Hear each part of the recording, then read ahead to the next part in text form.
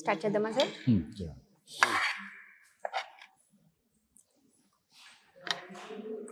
మనం ముందుగా sweet taste చేస్తాం అనమాట. అటుకులతో స్వీట్ చేశారు, అటుకుల పరవన్నం. ఈకో రెస్టారెంట్ ఈ పేరు పెట్టడానికి అసలు మెయిన్ రీజన్ ఏంటి సార్?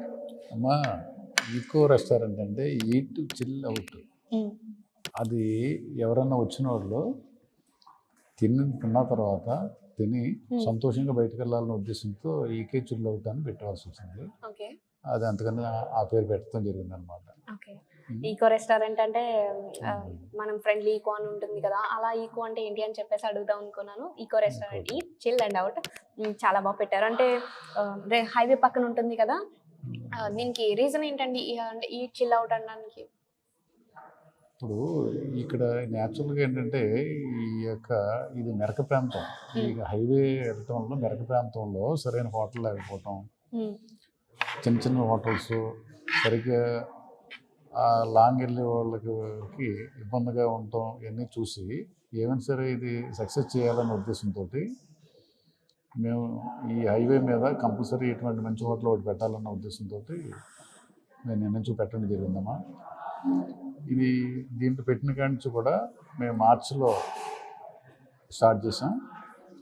అప్పటి నుంచి కూడా ఫుడ్లో ఎక్కడ కూడా మేము క్వాలిటీలో ఎక్కడ కూడా నాణ్యత తగ్గకుండా ఏమా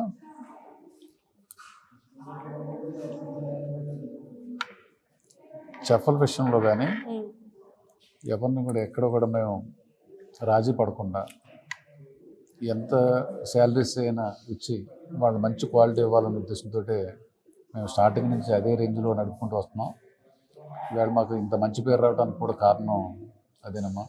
మీ కస్టమర్స్ ఇక్కడ ఫుడ్ ఎక్కడైనా బాగుంటుంది, మీరు మంచి క్వాలిటీ మెయింటైన్ చేస్తే ఆటోమేటిక్గా కస్టమర్లు మీకు మంచి పేరుని తీసుకొస్తారండి. మేము చూసాం కదా, ఇందాక నేను స్టార్టర్స్ తింటూ ఉన్నాను. స్టార్టర్స్లో నేను తిన్నంతసేపు కూడా నాకు ఇక్కడ హెవీ అనిపించలేదు. అంటే ఎక్కువ ఎక్సెస్ ఆయిల్ అనిపించడం కానీ, లేదు అంటే మసాలాస్ ఎక్కువగా అనిపించడం లేదు అని నేను ఫీల్ అయ్యాను. అవి మీరు అలా చేయడానికి ఏదైనా రీజన్ ఉందండి? ఇప్పుడు ఎలా అంటే అమ్మా, వచ్చిన వాళ్ళలో కస్టమర్స్లో చిన్నపిల్లల కానించి పెద్దవాళ్ళు కానించి ఈవేళ అందరూ కూడా స్పైసీ తగ్గించుకోవాలని కోరుకుంటున్నారు. అలా స్పైసీ ఉన్నవాళ్ళకి స్పైసీ కంపల్సరీ స్పైసీగా ఉండాలంటే స్పైసీగా చేసేస్తున్నాం. ఎక్కువగా నార్మల్గా ఉండాలనే ఉద్దేశంతో కొంచెం తగ్గించి చేస్తున్నాం. అది చాలామందికి బాగా నచ్చింది. వాళ్ళు ఏ రకంగా కోరుకుంటే ఆ రకంగా చేసి ఇవ్వడానికి మేము రెడీగా ఉన్నాం. ఆ రకంగా చేసిస్తున్నాం అనమాట.